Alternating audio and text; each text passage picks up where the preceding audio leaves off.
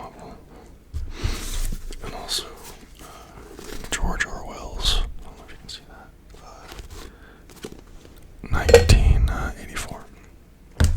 And I'll probably be talking a lot more about Percy Jackson, because a lot of the topics in 1984 are prohibited about talking on, so.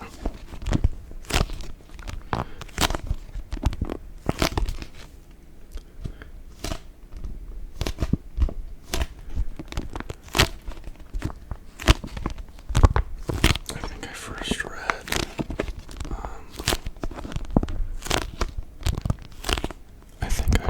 read Percy Jackson when I was like very young, very, very young. Maybe I was like 8 or 9. I'm not sure, but it really resonated with me. And it really got me into mythology and stuff, right? It's like, everyone wants, same thing for everybody, but just because it's common does not mean it's not true, right? And I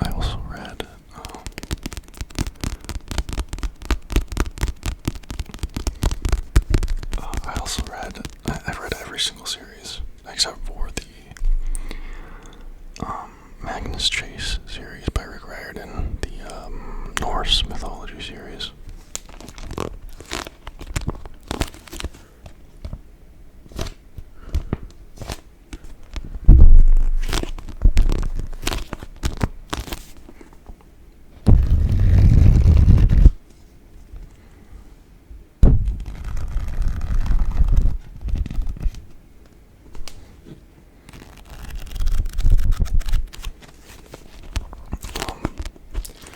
So Rick Riordan has the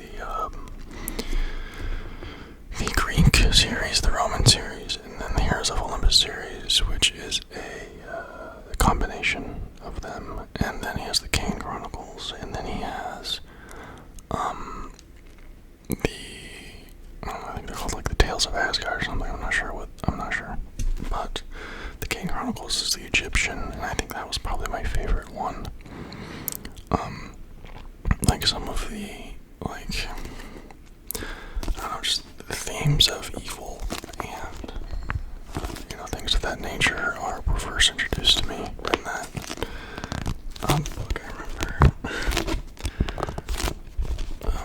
for the longest time, I didn't really believe evil existed, and that, the world kind of, showed me, right, but anyway.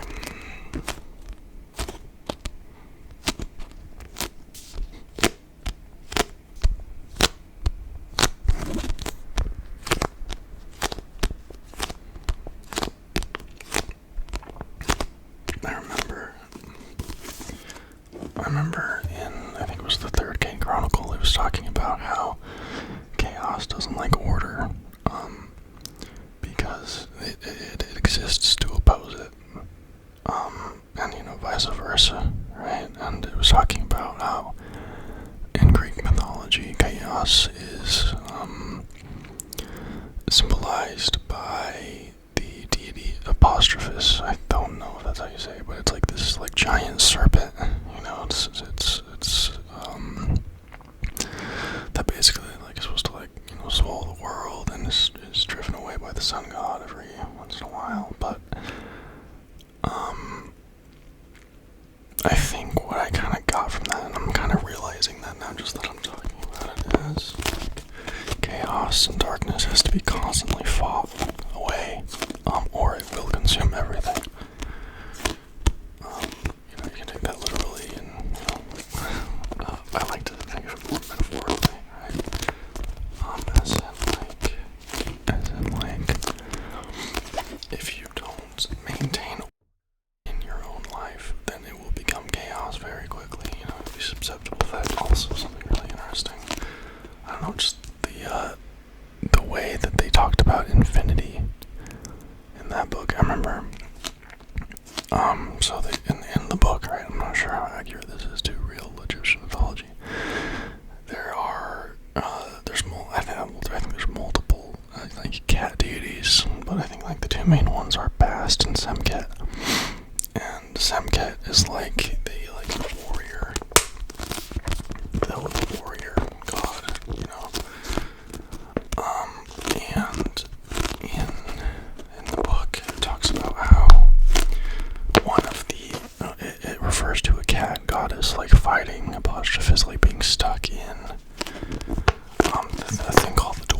there's like a, I don't know, it's like the other realm, you know, it's like we have our world of the living, and we have the world of like spirits and monsters and things of that nature. And basically it talks about how Ra, the sun god, trapped the deity of chaos and the warrior cat goddess in there with it. So why did he trap them both in there? So like he trapped the cat goddess in there so that the deity of chaos could have great enough power to break out, right? So for thousands of years they were just fighting like to the death over and over and over and over again, right? Oh, such an interesting book. I think I'm gonna reread that series actually. I think the Kane Chronicles were a lot more philosophical than the Percy Jackson series, personally. But I mean, obviously I'm biased because that was my favorite series. But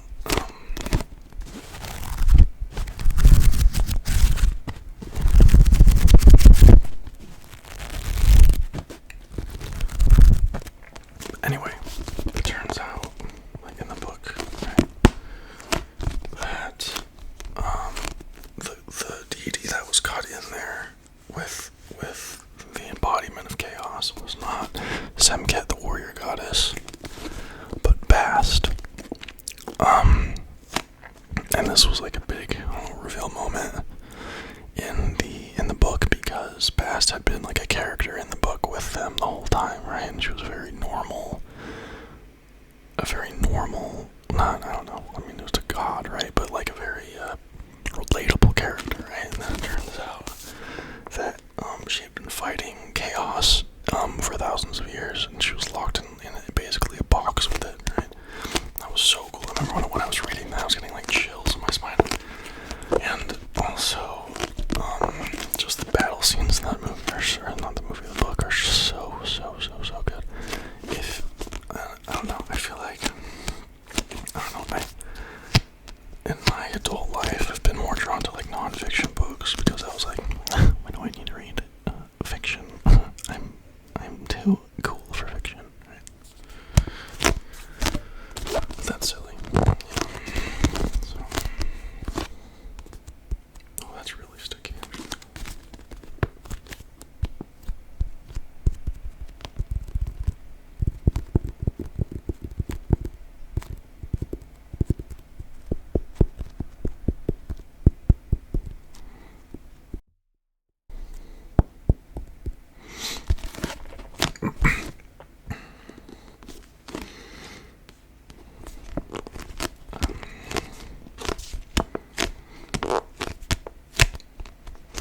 Also, I don't know why this is thinking, but I remember seeing this art of, it was Jesus leading like an army of angels against Olympus, like, you know, Zeus and Poseidon and all that, and I thought that was super interesting,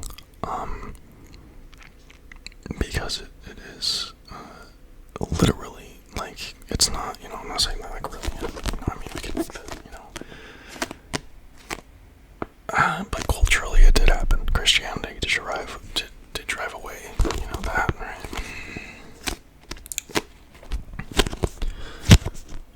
But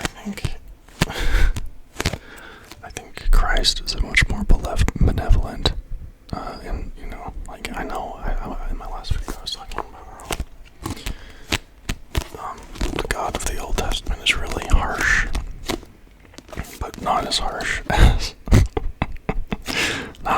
the Greek ones. You know, they were just, you know, and I do think this is going to be blasphemous and heretical, what I'm about to say, right? But the God of the Old Testament was very, like,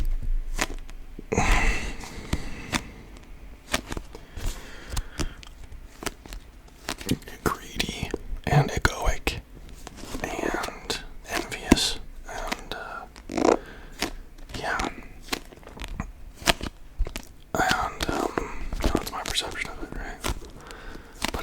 was reading Psalms yesterday, and I was reading it, and I was like, wow, this is some bull.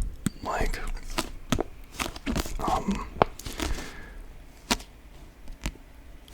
any god that demands to be feared, right, is, you know what I'm saying? It's just, it's ridiculous. It's ridiculous. And we kind of, that's my opinion, right? But it's, it's not like I'm much more sympathetic to the deity of Christ and not the deity of I don't know, I'm not going to say the name of God, and, because that's, I don't know, some people get really offended by that, but,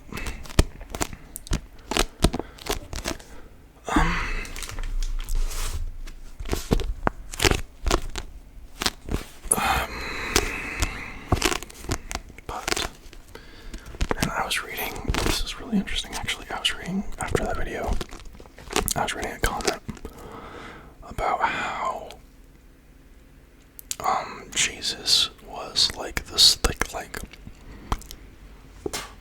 was like the embodiment of God on the spiritual plane, and how when, we tortured him to death, he got, driven away, right, and that's why God hasn't been, fucking with us since then, right? He kind of gave up, right, but I think what's so interesting is God, if God of, the Old Testament is omnipotent, then he literally, it's not the case, right? That's not the case.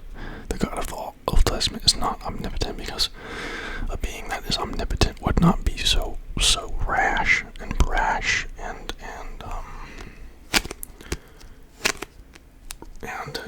unsympathetic and compassionate.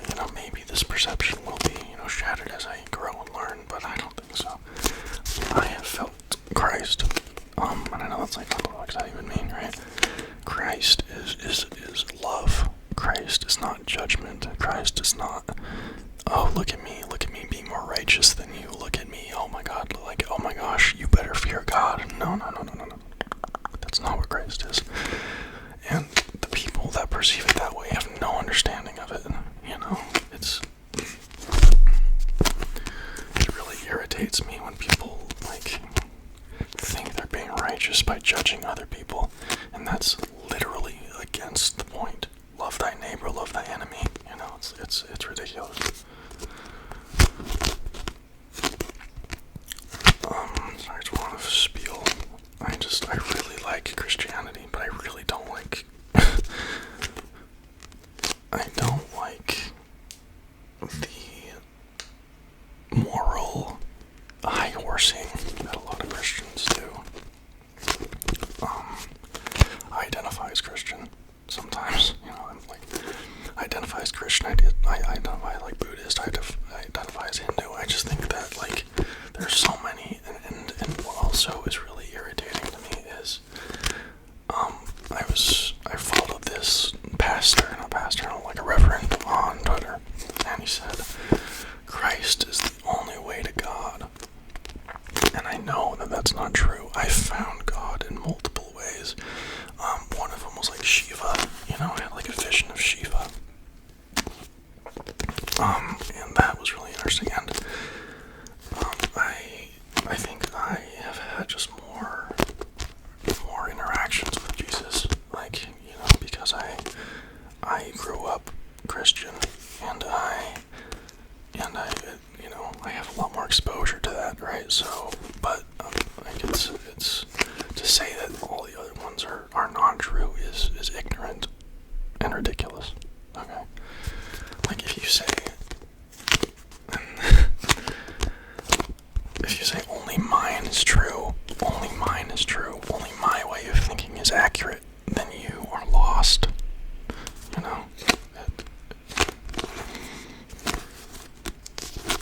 You gotta be open, right?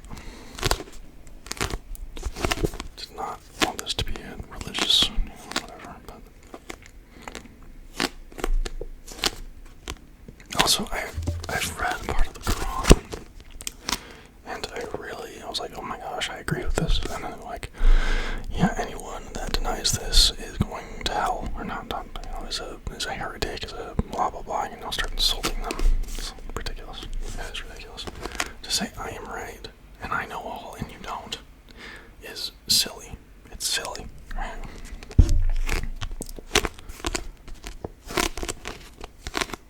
But I need to read more of the Quran and the Hindu and Buddhist texts. I don't even know what the names are.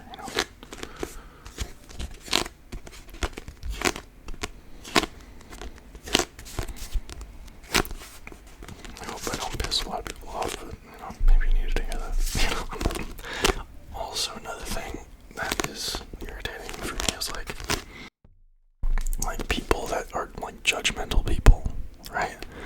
Are the reason that so many people are drawn, are pushed away from Christianity, right? To say, I am righteous, right? And you are not, right? You are not God. You do not have the right to judge anybody,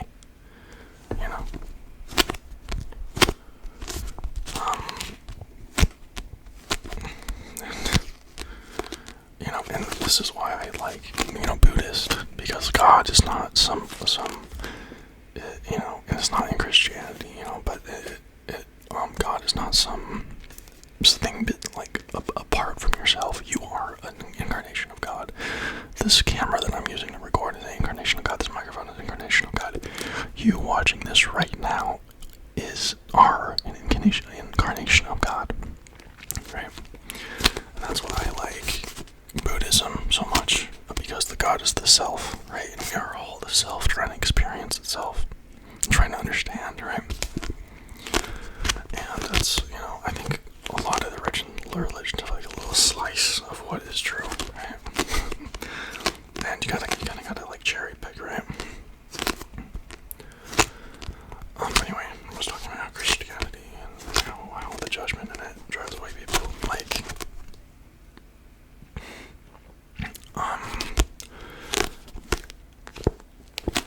I'm not gonna go into this. I don't want this video to get taken down. Never mind.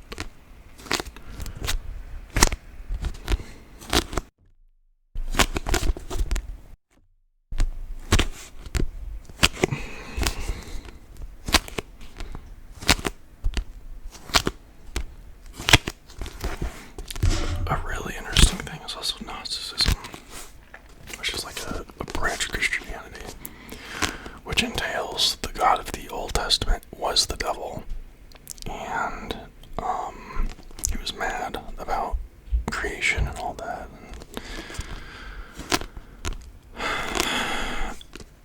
Yeah, which is interesting, right? But it's important to think outside of what you believe to be okay to think. You gotta accept your thoughts, right? And also, Navy, you left a comment about about like what I should look into to understand why the God of the Old Testament was so harsh.